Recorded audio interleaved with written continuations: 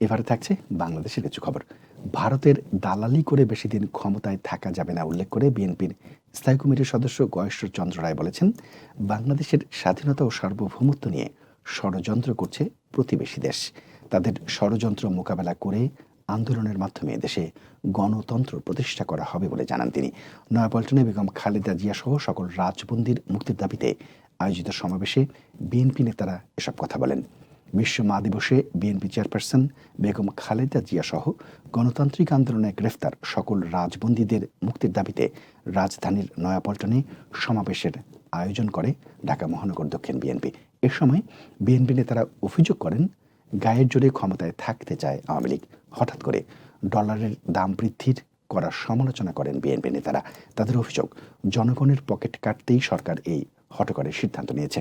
ক্ষমতায় থাকার জন্য শেখ হাসিনা এখন দেশের মানুষের প্রয়োজন নেই অভিযোগ করে বিএনপি নেতারা বলেন, ভারতের দাবিদারি করে বেশি দিন ক্ষমতায় থাকতে পারবে না এই সরকার। আন্দোলনের মাধ্যমে দেশে গণতন্ত্র প্রতিষ্ঠা করা হবে বলেও জানান তারা। সরকারের উদ্দেশ্যে বিএনপি স্থায়ী কমিটির সদস্য গয়েশ্বর চন্দ্র রায় বলেন, যত জুলুম, যত লুটপাট এবং যত টাকা চুরি করেছেন, ক্ষমতাচ্যুতির পরে শাস্তিটা কিন্তু আকাশচম্বী। ক্ষমা চাইবেন, সুযোগ পাবেন না। সুতরাং যারা যেখানেই ক্ষমতার অপব্যবহার করেন, জবাব একদিন দিতেই হবে। আর প্রতিবেশীদের দালালি করে প্রধানমন্ত্রী শেখ হাসিনা বেশি দিন টিকতে পারবেন না। যারা অন্যায়ভাবে বেশি দিন ক্ষমতায় থাকে, তাদের পরিণতিটা কি বিভিন্ন দেশের ইতিহাস পড়েন।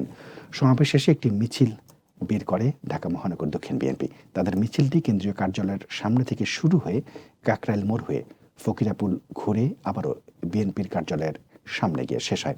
মিছিলে খালেদা জিয়ার মুক্তিসহ সরকার বিরোধী বিভিন্ন স্লোগানে নেতাকর্মীরা নয়াপল্টন মুখরিত করে তোলেন।